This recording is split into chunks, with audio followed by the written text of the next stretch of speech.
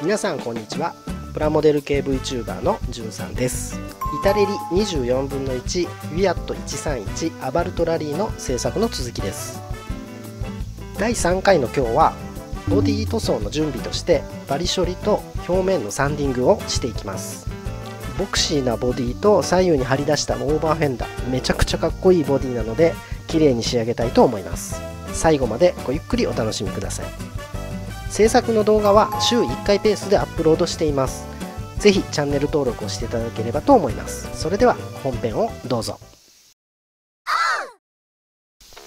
はい、最初にボディのパーツ構成を確認していきたいと思います。ボディ本体とボンネットと、ルーフスポイラー、これですねの3点になっています。この他にもグリルとかライトはありますが、ボディの塗装という意味ではこの3つです。フロントガラスのところにこんな感じで大きなバリがあります。あと天井の内側に4点、これ型を出す時にできるいわゆる押し出し跡ですがなりますが、組み立てると見えないのでパテ処理はしないことにしました。あとこういったパーツの切れ目のとことか整合部分に引けがありますので、この辺を処理していきたいと思います。あと全体的にバリですね、この辺も事前に取り除いていきます。あとこんな感じでオーバーフェンダーの内側にもパーティングラインがありましたので、この辺もきれいにしていきたいと思います。あと車体側面のラインとかですね、ドアの境目などがちょっとまだモールドが全体的に浅いので、ここは筋彫りをしていこうと思っています。ということで早速作業を始めていきます。はい、まずはフロントガラスのバリから取り除いていきます。これはプラの注入口なんでしょうね。国産メーカーでも普通にありますね。作業を進めながらボディのかっこよさをちょっと語っていこうと思います。今時の流線形ではなくて、いわゆるボクシーなスタイルですね。このカクカクした形状とコンパクトなスタイルが何とも言えないノスタルジーを感じさせてくれています。このフロントのエアダムスカートが大きなオーバーフェンダーとつながっているところもかっこよさを際立たせていると思います。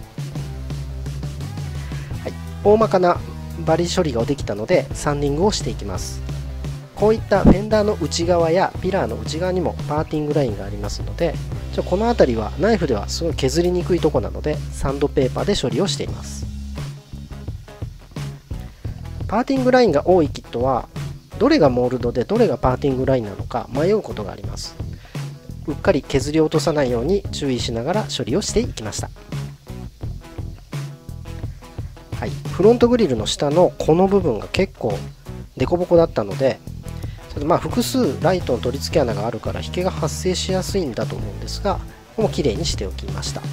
600番のペーパーで大きなデコボコを削り落としたという状態です。全体的に表面を整えたのでサーフェイサーを拭いていきます。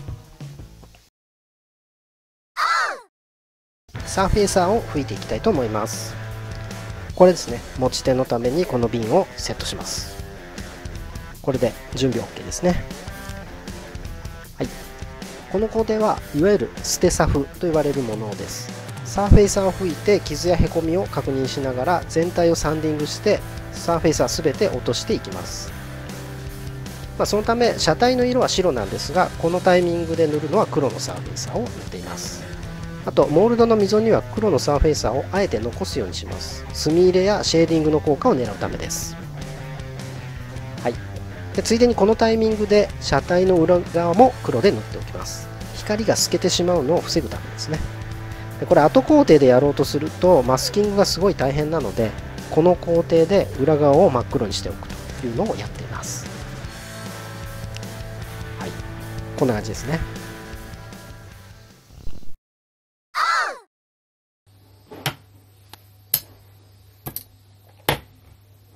はい、サーフェイサーを拭くとこのように細かい傷が見えてきます。ところどころ400番でサンディングしていたのでより傷が目立つ感じですね。はい、こういうとことかですね、うっすら傷が見えているかと思います。600番、800番、1000番の順にサンディングをしていきます。はい、最初はこの600番のペーパーを使っていきます。こここから水研ぎをしていくことにしました。この工程は磨き傷を消すだけではなくて、細かい凹凸を見つけて整えていく目的があります。僕はこの工程、毎回この工程を行っているんですが、すごい手間がかかるんですけど、後工程で傷やへこみを見つけると後戻りができないので、必ず最初の工程で行うようにしています。これモールドの溝にはあえて黒サフを残すように作業しています。でこんな感じでモールドではないところにサフが残る箇所があります。これが引けやへこみなので、こういったところをサンディングして平らにしていきます。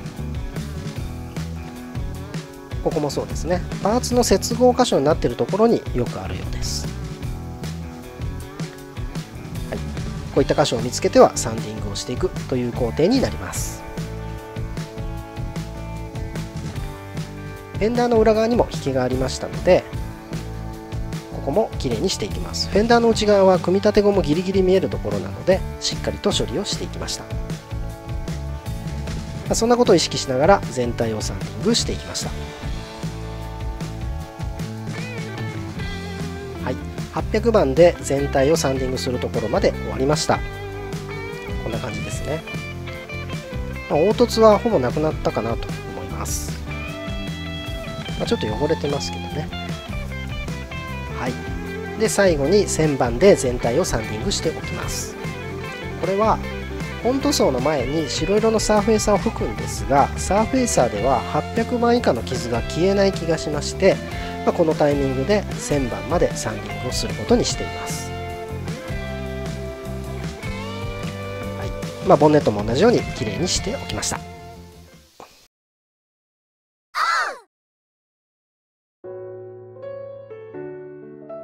はい、塗装前の準備はこれでひとまず OK です。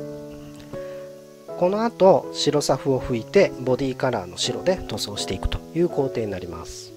フィアット131のカラーリングはいくつかありますが、このキットは白地にブルーのカラーリングです。今年発表されたタミヤの20分の1のリバイバルキットはダークブルーとイエローのオーリオフィアットカラーだそうですね。一般的な白地に緑色のアリタリアカラーバージョンもあれもかっこいいですよね。